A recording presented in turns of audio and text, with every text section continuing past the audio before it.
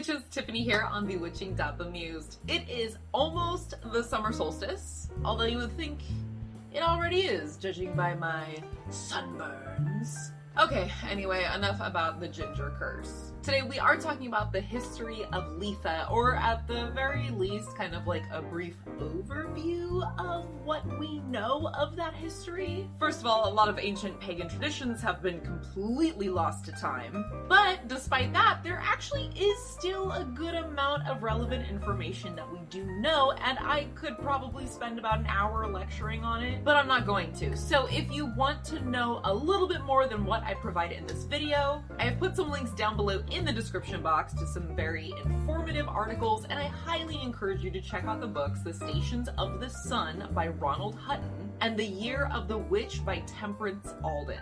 Also, if you're kind of just looking for how to celebrate this summer solstice, how to decorate for it, correspondences, spells to do, so on and so forth, I do have a video just on that. Again, that's also down in the description box below or up there in the corner. So, summer solstice, also known as Litha, also known as Midsummer, also known as the Feast of St. John the Baptist. Whatever name you like for it, at the end of the day, this is the celebration of the summer solstice, or the beginning of summer. The summer solstice is the longest day of the year, and from here on out, while the days will still carry on being longer than the nights, they will start to get shorter and shorter and shorter until we reach Mabon, where there is perfect balance.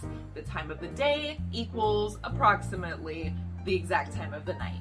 If you would like to know more about how this symbolically ties into the life cycle, the seasons, the year cycle, nature, and ways to celebrate as a contemporary pagan, once again, my video on celebration is right up here, but I also highly encourage you to check out my original Wheel of the Year video. That is also linked down in the description box. In that Wheel of the Year video, I also do talk about what each Sabbath means specifically in the Wiccan tradition regarding the cycles of the god and goddess. So if you're interested in that, it is in that video. It's not gonna be in this one. Okay, but let's get back to the names, because let's face it, Midsummer has like a lot of names. What do we call it? Why are they called these things? Well, in a lot of early calendars from various different Indo-European cultures, there were only two seasons, which was pretty much the light half and the dark half, summer and winter. So according to those calendars, the spring equinox is actually the summer solstice, and the autumnal equinox was the winter solstice, which would mean that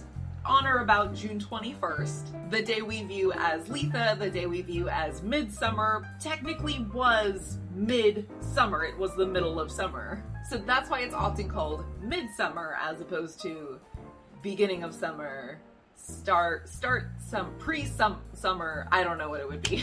Personally, that's my favorite name for it, probably because I was actually in A Midsummer Night's Dream, and I don't know, us theater kids, we like our Shakespeare. Now let's take a look at the name Litha. Now, this name was adopted because it's actually the name of an extra long Anglo-Saxon month that lined up roughly with our contemporary calendars, June and July. There's a little bit more to that, but that's sort of the gist of it. I'm really trying to keep these history videos bite-sized. Finally, there's that kind of odd man out. One of these things is not like the other names, which is the Feast of St. John the Baptist. And you know what? There's a little bit more to that one, so I'll get to it in a bit.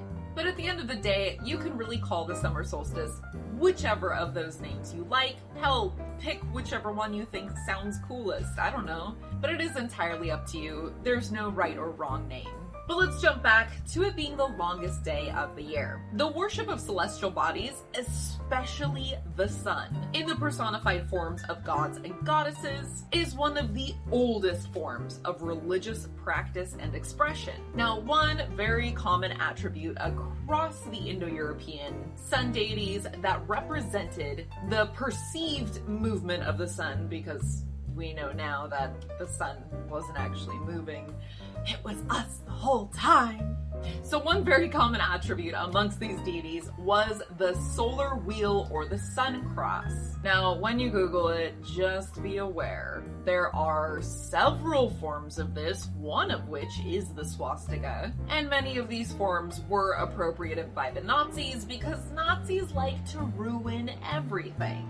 And they apparently have no creative ability, so they just steal things and make everything look bad. So the solar wheel, in its various forms, is over 5,000 years old.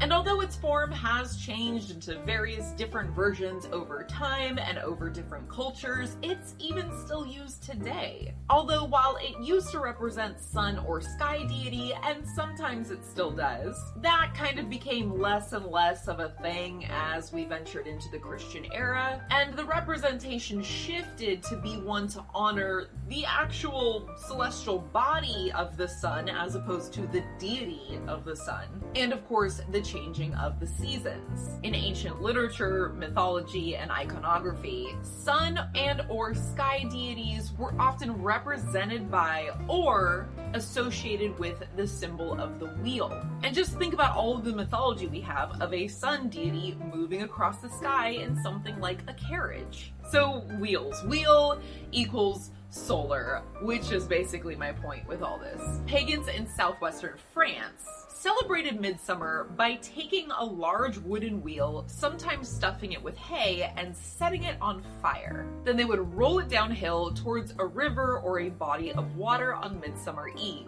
If the wheel went out before reaching the water, a bad crop was promised. And of course, a good one was promised if it burned all the way down. The charred pieces were then reassembled in the temple of a sky god. Now, this celebration wasn't only limited to France. This eventually became a custom all over Europe, and it was even still practiced well into the Christian era. Hell, right up to the beginning of the 20th century. Although let's be real, in the Christian era, the part about honoring the sky or sun deity was probably removed.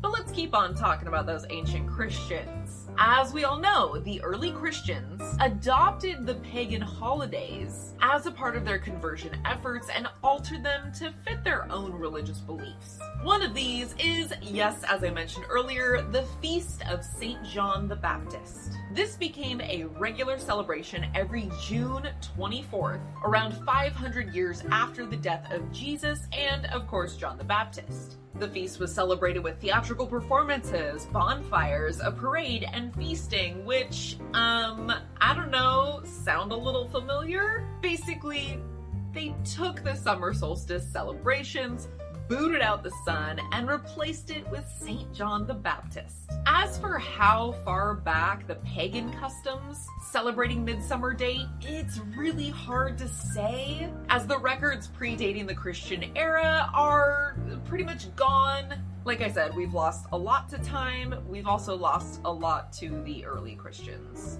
And hey, that's pretty much the theme for all of pagan history. But we are at least able to piece together many of the customs, even if the dates are gone forever, because these customs were recorded by the Christians as part of their own celebrations. Obviously, fire was a major part of the celebration. You will see a lot of overlap between Beltane and Midsummer. We have the flaming wheel, bonfires, and torches. While during Beltane, fire and its smoke were used for good luck and to protect cattle and crops, during Midsummer they were used for purification and blessing. It was also used to drive away evil entities and influences. There are also some writings of bones and other impurities being tossed into these bonfires, so it was also used as a means of letting go. With that said, once again, if you didn't catch last year's video on how to celebrate Litha, its correspondences, spells you can do, all that fun stuff, you can check it out right up here. I hope you all have a wonderful summer solstice, whatever name you choose to call it. But don't forget, in the meantime, this coming